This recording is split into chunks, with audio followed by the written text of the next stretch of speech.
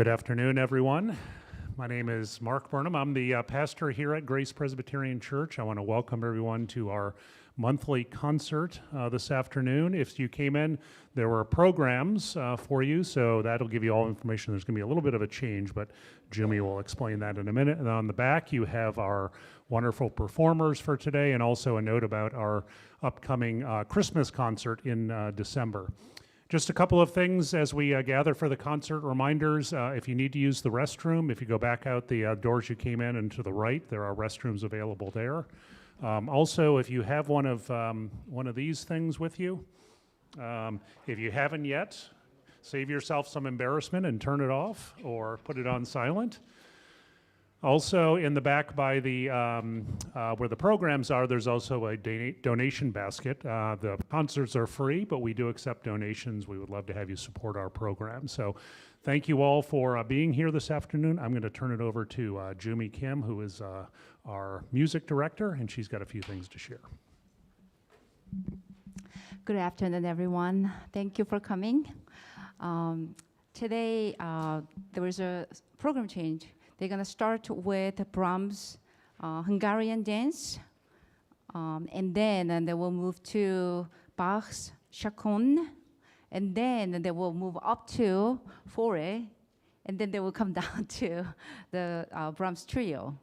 Okay, so that's the program. And because of this change, they prepared this, overhead project. So I will try to, let you know where we are. So hopefully you follow us. And one other thing is, the music is art of moment. So we share that moment. That's why it's so hard, because even though you really, really played well during your practice, if you don't play well during the performance, that time is just past. So if you didn't participate during the rehearsal, don't participate in the performance. So please be quiet when the performance, played, and then just support the player. Thank you so much. And along with the program, there was a little brochure, and it has all the schedules for our upcoming concerts. So hopefully you can take one and mark on your calendar to come back next year. Thank you.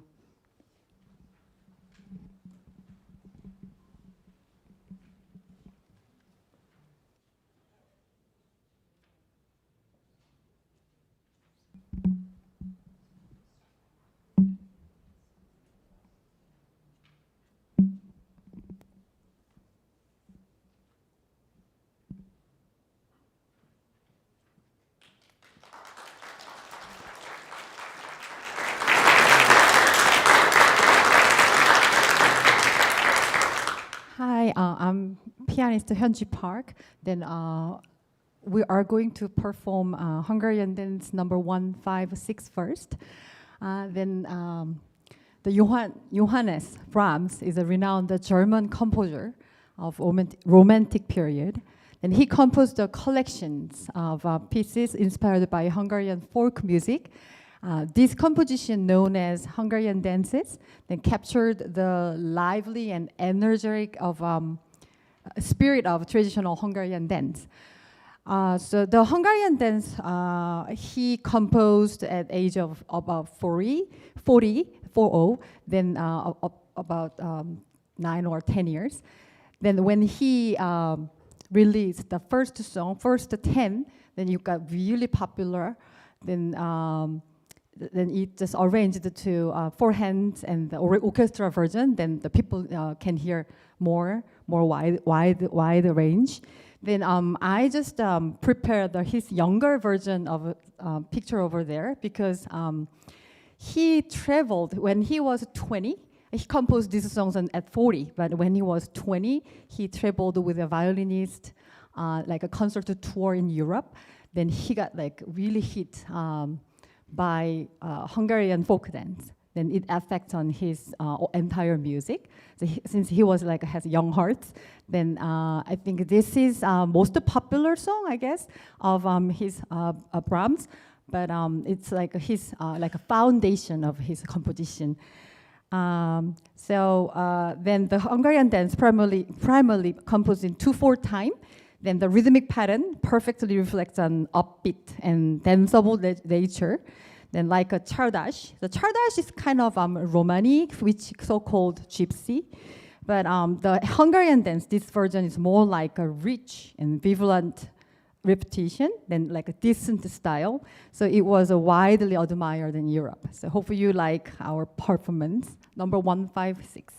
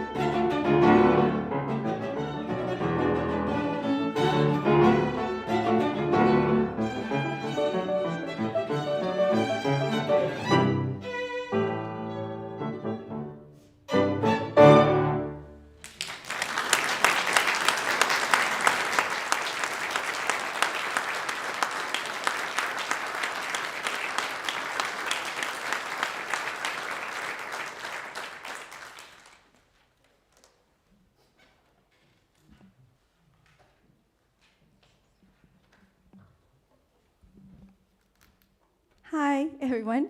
Thank you for coming. I'm Evelyn. I hope you enjoy the Brahms Hungarian dances. We have an exciting program for you next too. And you'll be able to hear one of our favorite piano in the Bay Area. In this, I think, featured in this next piece, which is the Chaconne by Bach. And I'm sure a lot of you know, but Bach's Chaconne was originally written for the solo violin, for the violin. But we are going to play an arrangement for a trio, which I think is special. And Chaconne is considered one of the pinnacles of violin literature. And Chaconne is, at one level, a simple piece of music to describe. It's a 256 measure long work consisting of 64 variations of a 4 measure phrase you'll hear at the beginning. It's also about 15 minutes of music. But as if so often the case with Bach's works, the music is so much more than can be described in mere words. Among other things, it's important to know that Bach wrote Partita No. 2 immediately following his return home to find that his wife and his mother of 7 of his children had died while he was away. And many believe that one can hear the human's life itself in this music throughout with the 64 variations, especially with the opening phrase coming back at full circle at the end. And Chaconne is so powerful and so profound and so intriguing that many composers have fallen under its spell, which I hope you do too. And among them is Mendelssohn and Schumann, who transcribed it for violin and piano, and Stokowski, who orchestrated it, and Busoni also arranged it for the piano, and Brahms, whose Hungarian dance you just heard, and the trio you'll hear at the end of our program, also wrote an arrangement for Chaconne for just left hand alone for the piano. Brahms came closest to capturing the essence of the work when he said, "The Chaconne, for me, is one of the most wonderful, incomprehensible pieces of music. On one day, for a small instrument, the man writes a whole world of the deepest thoughts and the most powerful feelings.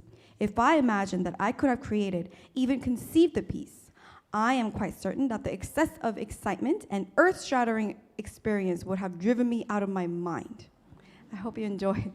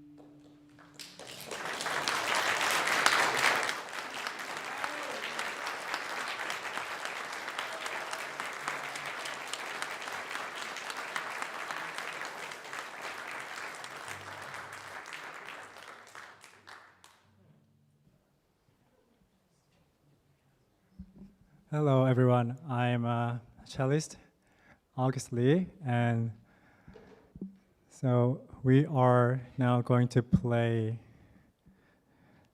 a piece by a French composer whose death marks 100th anniversary this year, November 3rd.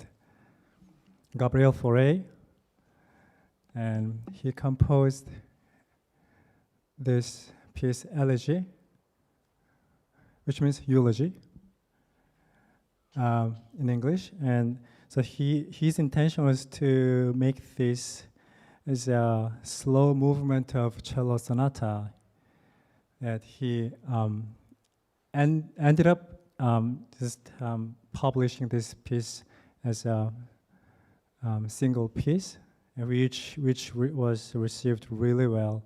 I think you'll hear why.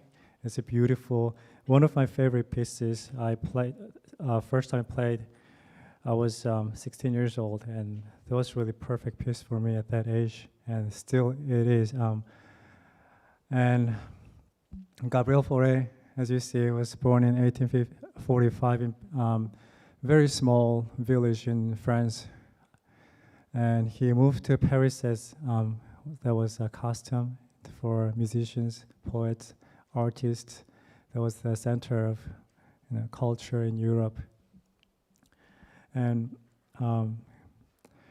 so I read his biography, which was like 1,650 pages long. And the one thing I really liked about his life was that he was so famous. He was a genius composer, received well, but he was still going around Paris giving piano lesson to earn money. And so that was the interesting part of his life for me. So I hope you enjoy the elegy. Oh, by the way, the elegy was composed after he was engaged with daughter of his sponsor, and he loved the lady so much. He was very obsessed with her, and they were engaged, right? And they were about to marry, but then the lady postponed, delayed. No, I'm not sure, for 2 years. Finally, Fauré got really, really mad and yelled, screamed. So the marriage was broke. So, and then he, after that happened, for 3 years, he was writing almost only minor pieces, sad songs and sad pieces. This is one of these sad songs.